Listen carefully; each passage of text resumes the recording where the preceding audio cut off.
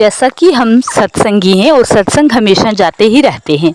ज़्यादातर गुरु कृपा से, बाबा जी की कृपा से हम सत्संग सारे अटेंड करते हैं।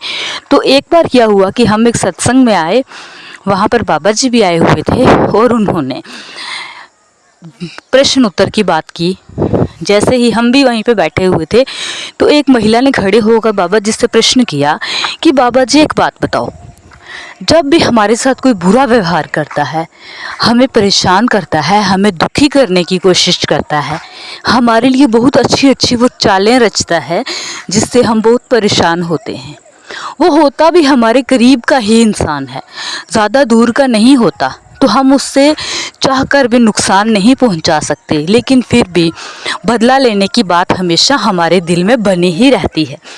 हम सोचते हैं कि किस तरीके से बदला लिया जाए। हम हमेशा उसी बात को लेकर अपने दिमाग में बिल्कुल ऐसी ऐसी डिस्कशन, ऐसी ऐसी डिप्रेशन में चले जाते हैं कि हम खुद भी पता नहीं हमें कि हमारा वो वक्त दिन का रात कब हो गई और रात से दिन कब हो गया। ऐसा क्यों होता है? आप कहते हो कि कभी किसी को परेशान नहीं करना चाहिए। आप हमें स्वयं बताएं कि उस इंसान के साथ हमें क्या करना चाहिए। उसे ऐसे ही छोड़ देना चाहिए या फिर उससे बदला लेना चाहिए? तो बाबा जी ने कहा कि बीबी, ऐसी कोई बात नहीं है।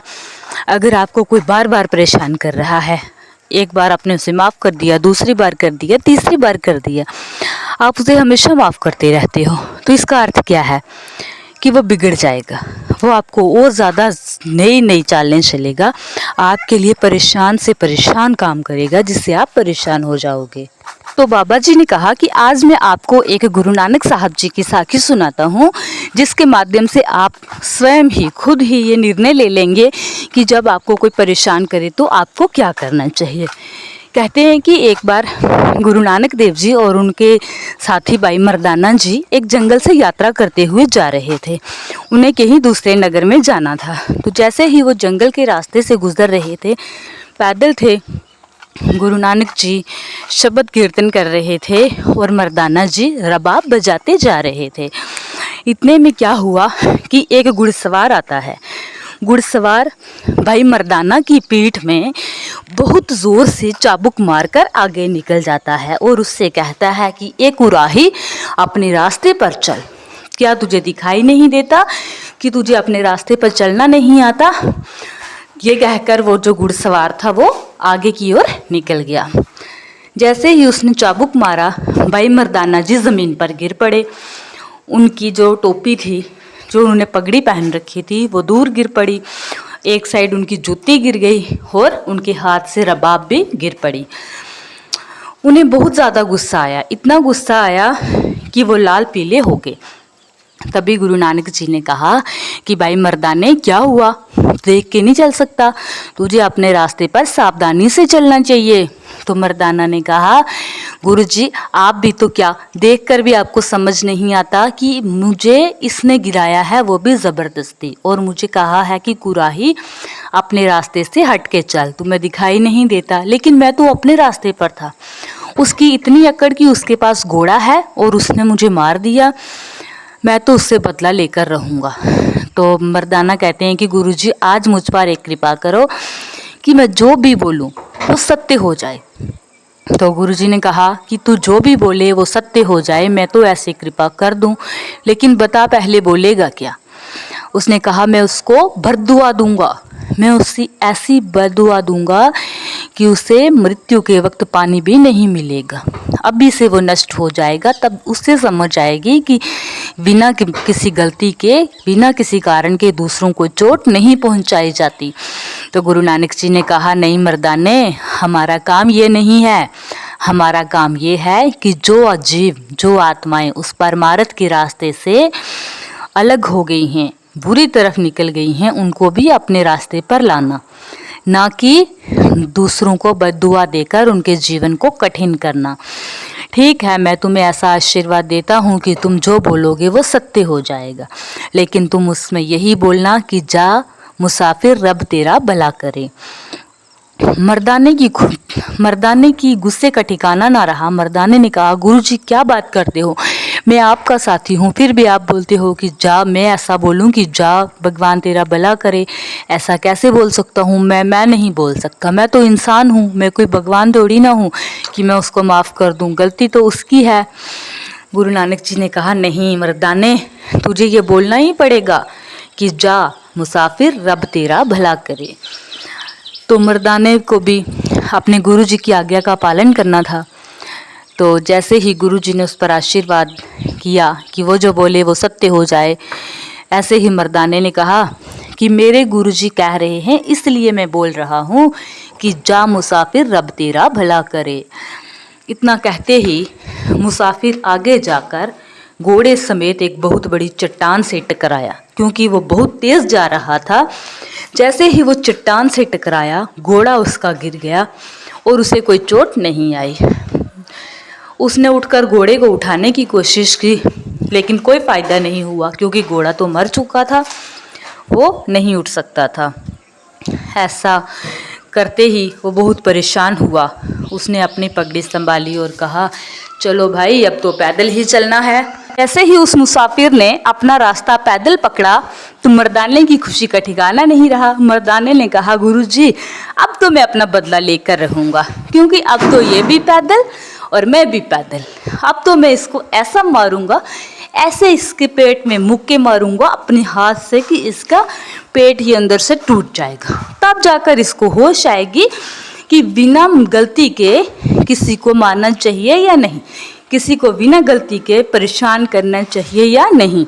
मुझे तो इस पर बहुत गुस्सा है, अब मैं अपना क्रोध निकालूंगा। गुरु नानक देव जी ने कहा, नहीं मर्दाने, हमें ऐसा नहीं करना है, हमें इसको चोट नहीं पहुंचानी है, हमें तो इसके मन को चोट पहुंचानी है।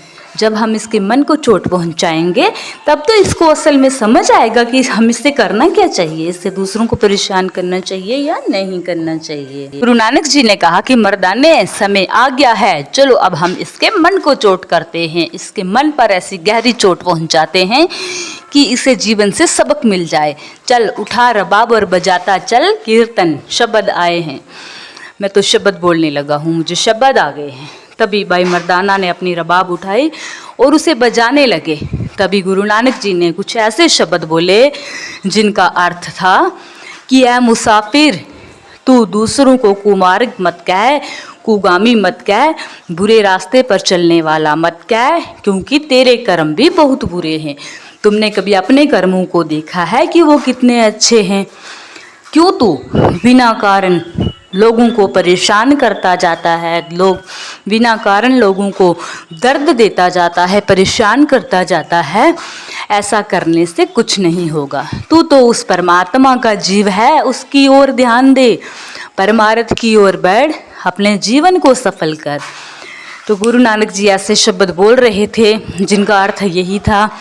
तो वो मुसाफिर पास से गुजरा, उसके मन पर वो बात चुभ गई कि उन्होंने, उस मुसाफिर ने भाई मर्दाने को इतनी ज़ोर से चाबुक मारा था, लेकिन वो फिर भी पास से उसके बज शब्द कीर्तन करते हुए निकल रहे हैं, उसे कोई चोट नहीं पहुंचा रहे। तभी वो मुसाफिर जाकर गुरु नानक जी के चरणों में गिर गया और कहने लगा कि हे महागुरु, मुझे क्षमा करें। और उसने भाई मर्दाना जी से भी माफ़ी मांगी, क्षमा याचना की और कहा कि मुझे आप क्षमा कर दें, मैं आज के बाद कभी भी किसी का दिल नहीं दुखाऊंगा, मैं कभी किसी को परेशान नहीं करूंगा। अगर कोई मुझे परेशान करेगा भी तो मैं उसका बदला नहीं लूँगा, मैं उसे एक सच्ची सीख के ज़रिए जिस प्रकार आपने मुझे समझाया है वैसे ही समझाऊंगा। तो बाबा जी ने उस महिला से पूछा कि बेटी, अब बताओ तुम्हें क्या करना चाहिए? जब कोई तुम्हें गलत ठहराता है, तुम्हें परेशान करता है, चोट पहुंचाता है, तुम्हारा दिल दुखाता है, तो तुम्हें क्या करना चाहिए? अब तुम्हें तो समझ आ गया होगा। तो वो भी धन्यवाद करके, बाबा जी को नमस्कार करके अपनी जगह पर बैठ गई। तो फिर गुरुजी ने समझाया कि हमें अपने कर्म बढ़ाने नहीं हैं, इस जीवन में हमें अपने कर्म घटाने हैं, उन्हें कम करना है। अच्छे कर्मों को बढ़ाना है, बुरे कर्मों को तो बढ़ाना ही नहीं है। बुरे कर्मों की तो बात ही नहीं है। अपने जीवन में बुरे कर्मों को बिल्कुल कम करो, निकालने की कोशिश करो, तब जाकर आप परमार्थ के रास्ते पर आगे निकल पाओगे। आपकी आत्मा का जो लक्ष्य है, जिस लक्ष्य पर आपको ये शरीर मिला है, मानव शरीर मिला है, उसका एक ही परम लक्ष्य है, परमात्मा के अंदर मिल जाना, आत्मा का परमात्मा में लीन हो जाना, मुक्ति पाना। तो ये तभी संभव होगा जब हम अपने बुरे कर्मों को छोड़कर उनको बिल्कुल कम कर देंगे, ज़ीरो कर देंगे और अच्छे कर्मों को बढ़ावा देंगे। तभी तो हम अपनी परमात्मा की प्रिय आत्मा बन सकेंगे और वो हमें मुक्ति प्रदान कर सकेंगे। तो धन्यवाद। आज आप सबको हमने इस साखी के माध्यम से यही समझाया है कि इस जीवन में जितने भी लोग हैं दूसरों को परेशान करते हैं, अगर आप भी किसी को परेशान करते हो, हम भी किसी को परेशान करते हैं, तो हमें गुरु नानक जी की साखी के माध्यम से ये शिक्षा मिलती है कि हमें दूसरों को बदले की भावना से चोट नहीं पहुंचानी चाहिए। धन्यवाद आप सबको हमारी तरफ से। वाहिगुरु जी।